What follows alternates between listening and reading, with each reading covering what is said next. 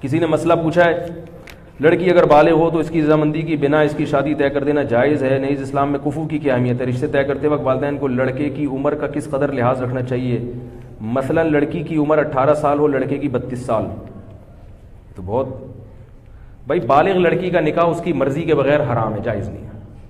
لڑکی بالغ ہو گئی تو اگر وہ نہیں کرنا چاہ رہی تو باپ زبردستی نہیں کر سکتا، سمجھ رہے ہیں؟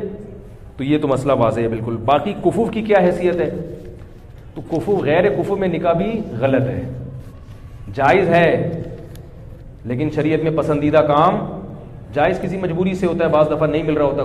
کفو کہتے ہیں کہ لڑکا جو ہے وہ لڑکی کے ہم پلہ ہو 6 چیزوں میں۔ اس کے دلائل کیا ہیں ابھی اس کا ٹائم نہیں، میرے کو فوراً فیس بک پہ کون سی حدیث سے نکالا ہے، کون سی حدیث، ہر آدمی فنٹر ہے نا آج کل، فنٹر گیری تو بہت چل رہی ہے، آپ کو پتہ ہے سارے مفتی بنے ہوئے۔ تو ہم پلہ میں جو نکاح ہوگا، ہم پلہ میں نکاح، حضرت زینب کا نکاح نبی صلی اللہ علیہ وسلم نے حضرت زید بن حارثہ سے کیا، مگر وہ نکاح کامیاب نہیں ہوا۔ اسی بنا پر فقہاء نے مسائل، اور اس پر چاروں ائمہ کا اتفاق ہے کہ باپ کے لیے یہ غلط ہے کہ وہ اپنی بیٹی کا نکاح غیر کفو میں کر دے، کیونکہ عورت شوہر کے ماتحت ہوتی ہے، اور جس کے ماتحت ہوتی ہے تو اس کا آپ سے درجے میں اونچا ہونا، آپ کبھی بھی ذہنی طور پر اپنے سر کا تاج کسی ایسے کو نہیں بناؤ گے جو آپ سے کمتر ہو بھائی، تاکہ وہ اس کو برتری کا احساس ہونا کہ میرا میاں ماشاءاللہ دیکھنے میں کیا لگ رہا ہے، میاں لگ رہا ہے، ہاں میں اس کی اطاعت کروں گی۔ اگر آپ نے اس سے کمتر میں ایک بریگیڈیئر کی بیٹی ہے اور اس کی شادی ہو جائے بالکل بیچارے ایک لو لیول آدمی سے، ہے وہ بھی مسلمان، جنت میں جائے گا، لیکن یہ جوڑا آپس میں چلے گا نہیں۔ یہ اسلام دین فطرت ہے نا، وہی بات کرے گا جو ایک فطرت کے موافق ہو، جوڑا چلے گا نہیں آپس میں۔ تو فقہاء نے 6 چیزیں بیان کی ہیں کہ ان 6 چیزوں میں آپ کو جوڑ دیکھنا پڑے گا۔ مرد کے لیے نہیں ہے یہ، مرد تو اپنے سے کمتر میں نکاح کرے، الٹا ہو رہا ہے معاملہ، لڑکا دیکھ رہا ہے کہ لڑکی میں یہ 6 چیزیں ہیں یا نہیں ہیں۔ بھائی آپ کو تو اجازت دی ہے کہ آپ کمتر سے بھی کر سکتے ہیں، لڑکی کو کہا ہے کہ جب اس کی شادی ہوگی تو بندہ اس کے پیرالل ہونا چاہیے یا اس سے اونچا ہونا چاہیے۔ جب بندہ اونچا ہوگا تو عورت مرتبے میں مرد سے کم درجے کی ہوگی کہ نہیں ہوگی، پھر نکاح کامیاب چلے گا، کیونکہ مرد کا جب اونچا مقام ہے تو پھر ہونا چاہیے نا اس کا اونچا مقام۔ تو اب اس میں 6 چیزیں ہیں، اس میں ایک خاندان ہے، نسب بھی دیکھا جاتا ہے اس میں، کیونکہ جو کوالٹیز ہیں نا وہ خاندانوں سے آتی ہیں۔ یہ جو لوگ کہتے ہیں نا خاندان کچھ نہیں ہوتا ہے، میں یہ نہیں کہہ رہا غیر خاندان میں نہ کریں، غیر خاندان میں تو بالکل کرنی چاہیے شادی اگر جوڑ کا رشتہ مل رہا ہے، کمتر خاندان میں نہ کریں۔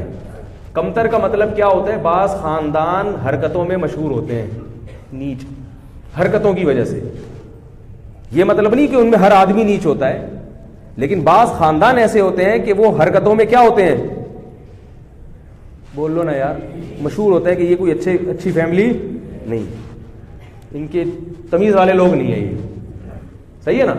ان میں بعض لوگ اچھے بھی نکل آتے ہیں، یہ اس لیے کہہ رہا ہوں کہ اگر کوئی نیچ اچھے خاندان کا نہیں ہے تو اس کا مطلب نہیں کہ ہر آدمی برا ہے، لیکن بعض خاندانوں کی کوالٹیز ایسی ہوتی ہیں بندے کو پتہ چلا ہے بندہ خاندانی نہیں ہے، تو اس میں خاندان دیکھنا ہے۔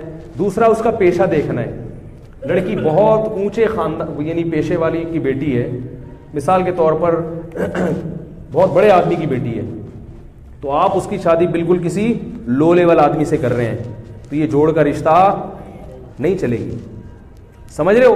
اسی طرح بہت ذہین لڑکی، اس کی شادی کسی مکھنچو سے کر رہے ہیں، اب وہ عورت کہے گی میں اپنے میاں سے زیادہ سمجھدار ہوں اور یہ سال کم وقت کو پتہ ہی نہیں کچھ، وہ بات کرتا ہے تو آدمی کہتا ہے یار تم چپ ہی رہتے تو اچھا تھا۔ اس کو کیا کہتے ہیں؟ مکھنچو۔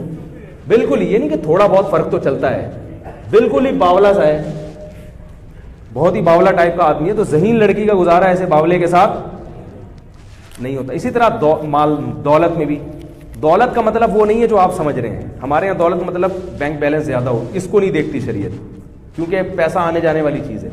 دولت کا مطلب یہ ہے کہ وہ اتنا مہر دینے پر قدرت رکھتا ہو جتنا مہر اس خاندان میں لڑکی کا ہوتا ہے۔ باقی شریعت اس کے علاوہ دولت کو اس نہیں دیکھتی کہ دولت آنے جانے والی چیز ہے، پنجابی میں کہتے ہیں آنے جانے والی چیز ہے، کیونکہ آپ غریب ہیں کل پیسے آ سکتے ہیں، آج پیسہ ہے تو کتنے لوگ ہیں شادی کی تو پیسہ تھا تھوڑے دن بعد کیا ہو گئے، غریب ہو گئے، تو اس وقت دیکھا جائے گا کہ آپ اتنا مہر پے کر سکتے ہیں۔ باقی اگر دونوں ہاتھ دونوں پاؤں سلامت ہیں تو شریعت آپ کو دولت مند مانتی ہے کیونکہ آپ کما سکتے ہیں، تو یہ چیز ہے۔ اور اسلام دیکھا جاتا ہے اسی طرح دینداری دیکھی جاتی ہے. دینداری کا مطلب کہ اگر لڑکی دیندار ہے اور لڑکا کسی کبیرہ علانیہ گناہ میں مبتلا ہے تو وہ بھی اس لڑکی کے جوڑ کا نہیں ہے, کیونکہ یہ میچنگ کی شادی لڑکا تو عیسائی لڑکی سے بھی کر سکتا ہے کیونکہ وہ کمتر ہے نا, ماتحت ہوگی اس کے, لیکن لڑکی کا نکاح کے لیے دیکھنا پڑے گا کہ لڑکی اگر دیندار ہے, پردے دار ہے, تو آپ اس کی شادی کسی شرابی کبابی سے, بے دین آدمی سے نہیں کر سکتے, غلط ہو جائے گا. یہ شریعت آپ سے پوچھے گی, اللہ آپ سے قیامت کے دن سوال کرے گا کہ تمہاری بیٹی اتنی حیادار تھی, اس کو کسی ایسے آدمی کو تم نے کیوں پکڑا دی.